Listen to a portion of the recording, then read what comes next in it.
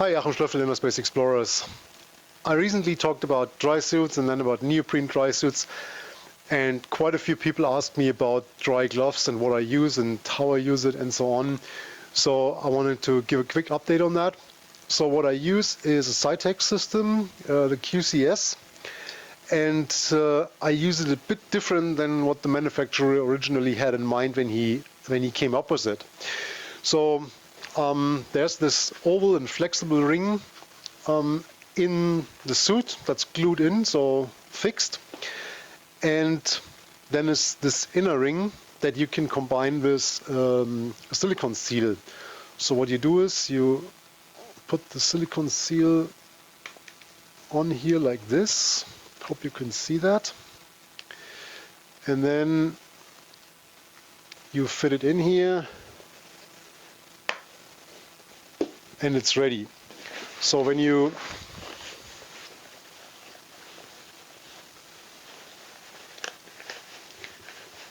have the seal on, this ring is here.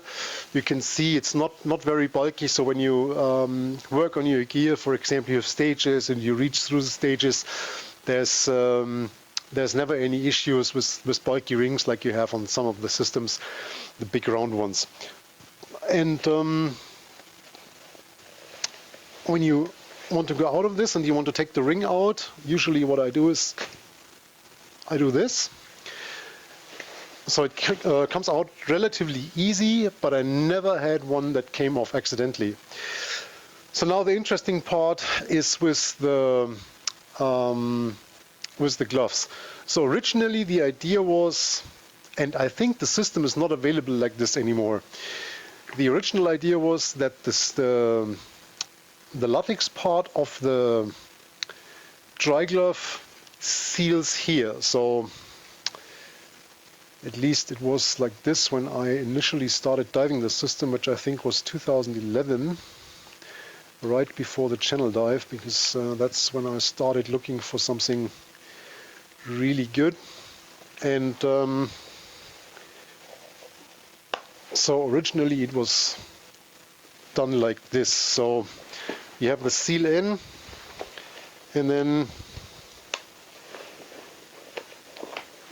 it went over here, and you had a sealing edge around here. The problem is I have XXL gloves, and that comes off pretty easy, so I was very unsatisfied. And now comes my solution, and a lot of people were really astonished and like, oh, how can you do this? But the thing is, I take the seal out and replace it with the glove. So I put the glove in here, and then it goes in like this, and the remaining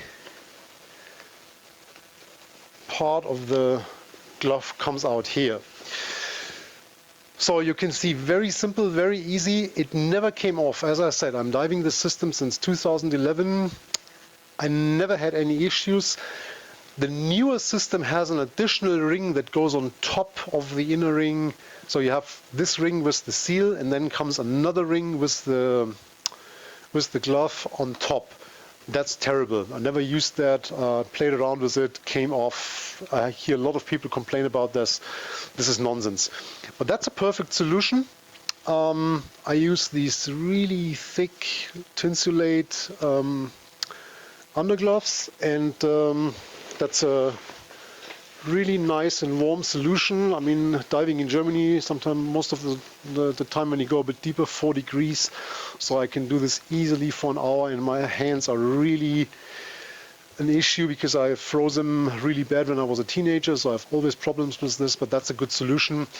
And again, you see that it's very slim, not bulky at all.